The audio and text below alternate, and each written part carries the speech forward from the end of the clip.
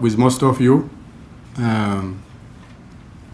We assume that we've been frequently meeting. We kept on urging to influence TPLF not to cross to Afar in Tigray and Afar in Amhara. When the government decided for unilateral ceasefire, when the government decided to pull out from Tigray, it was to give respite for the people of Tigray. In 1991, TPLF came to Addis because the Derg regime, the military regime, was despised by everybody. This time, TPLF is disliked like a plague by every Ethiopian. No matter how they do some drama, that they've been colluding, now making some consortium, like they did in Washington, calling Uber drivers who don't even have 10 followers in Ethiopia, as if transitional government is being made. We know it was just a hoax. So we knew they couldn't come to Addis. We assured our partners that several times, in public and in private. Almost all the cities are free, except Alamata, one hilly town at the border. It's just a matter of a couple of days. So what next? Of course, we saw a letter that was sent to Secretary General. Now they are pulling willingly. But now, once they are pulled back, what next? The government does not have appetite again to have military operation in Tigray. You can imagine if we pursue. You can imagine what might happen if we pursue this operation again. Given all the soldiers who lost their mothers and brothers and houses and hospitals and clinics, you can imagine what might happen. So still out of precaution, government is contemplating as to how to halt this military operation when they are pushed back to Tigray. That's one aspect. And also to give a second round of respite for the people of Tigray, to push these rogue elements, to shred these rogue elements from its shoulder, and to embrace peace. But again, the government would like to make it clear for everybody that to ensure the sovereign integrity of the country is a prerogative of the federal government. But again, the issue that is being raised by the domestic politics, that what we used to also try to let our partners understand is, once the government last time decided to cease fire and pull out from Tigray, then it let TPLF to come all the way to near to Addis and devastate all livelihoods. Now Ethiopian people do not want that to happen again. Otherwise, this government would not be considered as a government. It was simply considered as a government who cahootly operates with TPLF to destroy this country. Still, some operators from diaspora and intelligentsia are raising that question. If we let this TPLF to get away from all its crimes before it's crushed in its entirety, then there's always a recipe for TPLF and the appetite for TPLF to come back and attack neighboring regions and to claim all its heinous crimes.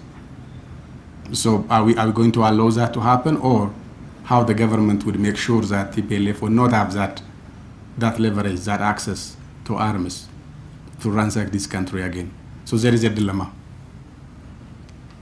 So we still seek our partners to understand, not to make reckless mistakes, and to get some calmness, and to join hands for all of us to bring those culprits to justice. If there is somebody allegedly suspected for wrongdoing in the government of Ethiopia, so be it.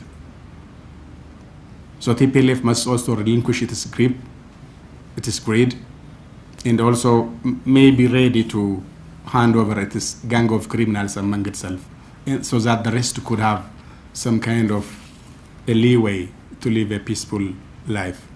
Still, we are talking about few hundreds. Those hundreds of thousands of people who were corralled and pushed by TPLF, they are just innocent Ethiopians. They still have aspirations to continue their peaceful life. They never had an appetite to kill their brothers and sisters in the neighboring regions. Their wish is to have a peaceful life. TPLF denies them of that life.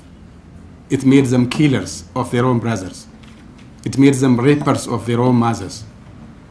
That should not be allowed if Ethiopia has any friend in this world. So that we wanted to make it clear. So government does not have an interest to pursue this military operation in Tigray, but to make sure that TPLF would not have access to arms and ransack this country again. The other aspect is the lasting peace. The so-called inclusive dialogue, which most of you have been concerned in calling for it. Now the Minister of Councils has decided to institute a commission which run the all-inclusive dialogue. It is passed to the Parliament. The Parliament in its first session looked into the issue and then referred it to a special committee. And I think maybe this week or next, I don't know exact day, the Parliament may pass a law to institute a commission which runs the inclusive dialogue. So in this inclusive dialogue, government would only be actor. It does not dictate terms.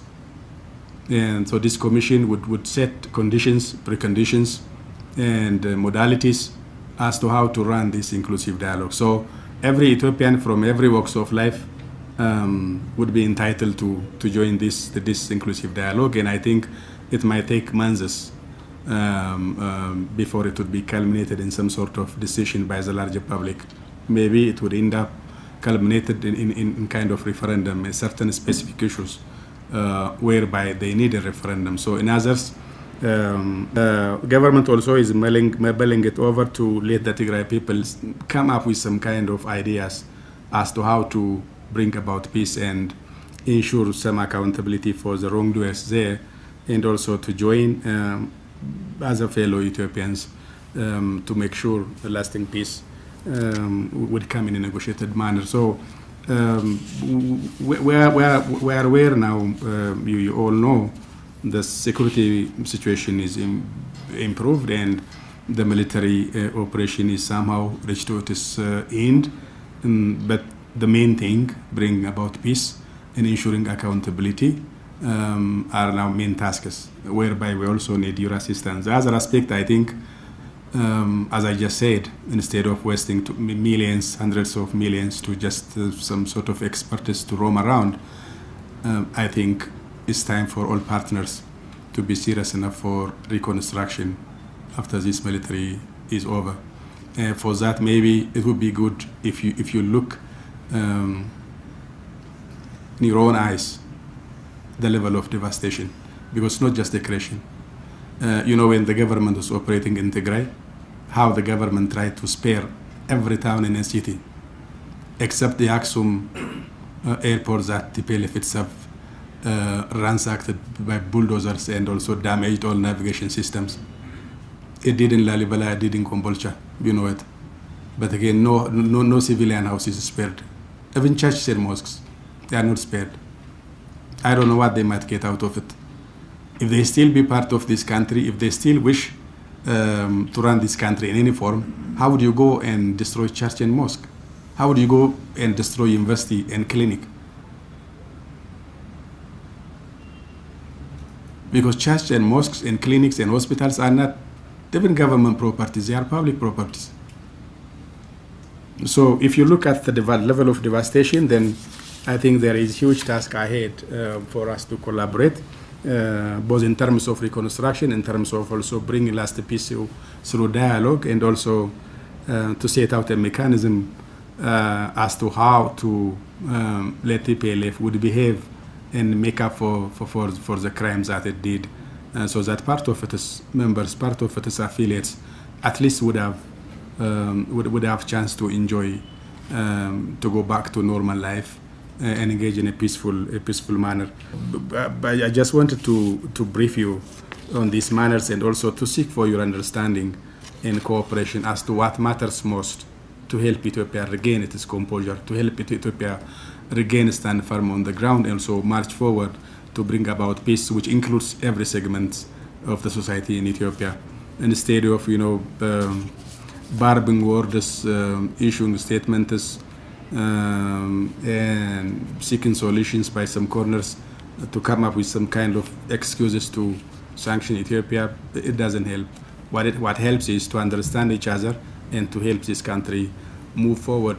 I know I'm not accusing a particular government as such, but we are accusing individuals who have now emotionally and personally too much involved in such issue, now becoming very much temperamental than acting like statesmanship and like acting as a savvy politician of international affairs. That's very much irksome, but you might understand also what we are referring to. So most of you, we know, you know the whole detail, and you understand us, and also most of your capitals understand the whole the grave nature of the situation, and we also understand that most of you capitals might be ready to help, but individuals may spoil the whole situation if it is left for few individuals. And we are not happy with all the comments and temperaments and attitudes of few individuals.